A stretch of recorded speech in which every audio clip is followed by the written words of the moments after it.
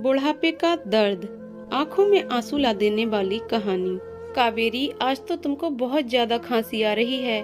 माधव ने करवट बदलकर कावेरी का सीना अपने बूढ़े और कमजोर हाथों से सहलाते हुए कहा। हाँ, सही बात है बंटू के पापा। आज तो लग रहा है कि जैसे ये खांसी जान ही लेकर जाएगी।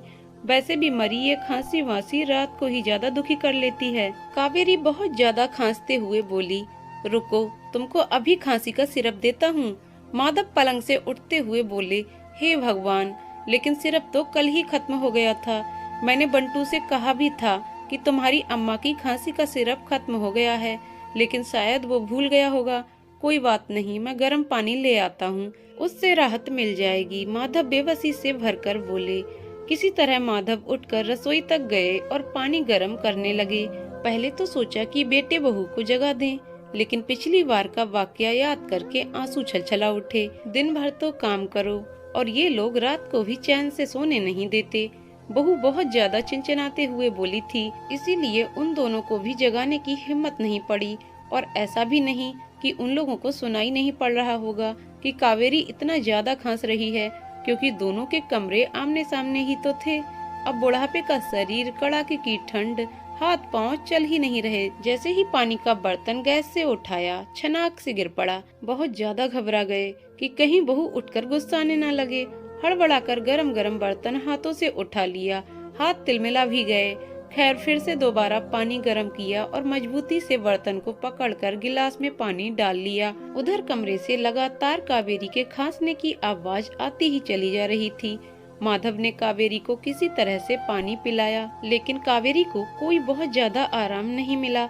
इसी तरह कावेरी के खांसते खांसते ही सुबह हो गई और माधव हिम्मत करके कमरे से बाहर निकले और इत्तेफाक से सामने ही बेटा पड़ गया। बंटू, तुम्हारी अम्मा को रात भर खांसी आई है। तुम सिरप लाना शायद भूल गए थे।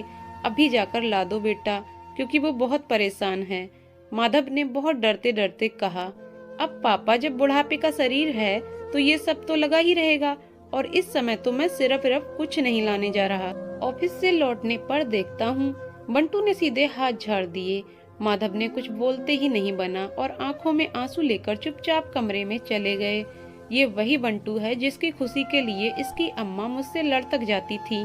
कम कमाई में भी उसकी कोई खुशी अधूरी नहीं छोड़ती थी, और जरा सा मामूली छींक आ जाने पर भी पूरा घर सर पर उठा लेती थी। आज बेटे का ये रूप देखकर दिल जार जार रोने को हो रहा था, और इधर कावेरी की खांसी कम होने का नाम ही नहीं ले रही थी। किसी तरह हिम्मत करके फिर कमरे से बाहर निकले। जब बहू कहीं आसपास दिखाई नहीं पड़ी तो इस बार रसोई में झांक कर देखा, और रूही रसोई में दिखाई पड़ गई। बहू, तुम्हारी अम्मा खांसी से बहुत ज्यादा परेशान लग रही है। रात भर खांस खांस कर बुरा हाल हो गया। ना हो तो तुम ही बाजार से चली जाओ और खांसी का सिरप ला दो।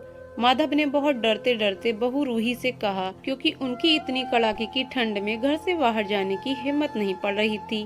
बुढ़ापे की वजह से तो वैसे भी हाथ पांव लड़खड़ाते हैं, और ठंड से और भी जकड़ गए थे, और शायद उतने पैसे भी पास में नहीं थे। अब रात भर चैन से तो सोने नहीं दिया, और अब चैन से चाय भी मत पीने दीजिएगा।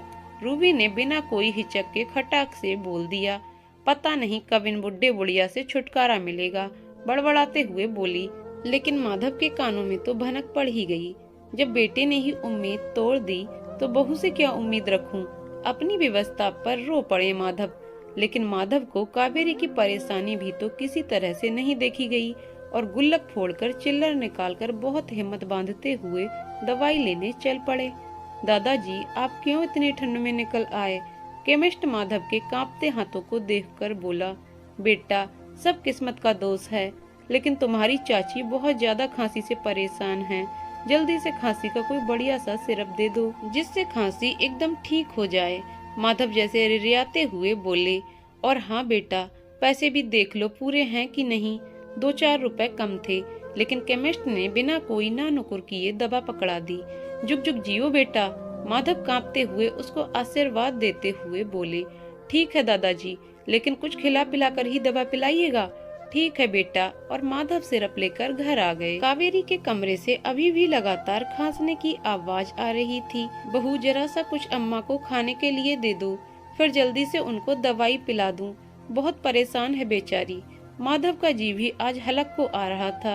आप लोगों को अपने अलावा किसी और की परेशानी दिखाई भी पड़ती है या नहीं? रात भर सोने नहीं दिया तो सिर दर्द के मारे फटा जा रहा है, इसलिए मैं थोड़ी देर में अभी कुछ लाती हूँ। रूही बहुत ज्यादा चिनकते हुए बोली। लेकिन ये क्या? अब तो कावेरी के कमरे से आते हुए खांसी की आवाज धीमी पड़ गई थी। कावेरी देखो, मैं दवा ले आया, अब तुम्हारी खांसी तुरंत ठीक हो जाएगी, माधव ने कमरे में घुसते हुए कहा। लगता है कि शायद रात भर जागने के कारण सो गई। कावेरी, ओ कावेरी, पहले दवाई पी लो फिर सो, माधव कातर स्वर में बोले। कावेरी, सुन क्यों नहीं रही तुम? लेकिन कावेरी के ऊपर माधव की बातों का कोई असर नहीं हो रहा था। कावेरी, ओ कावेरी, लेकिन ये क्या? कावेरी तो खांसते खांसते ही माधव को छोड़कर अनंत यात्रा की ओर निकल चुकी थी।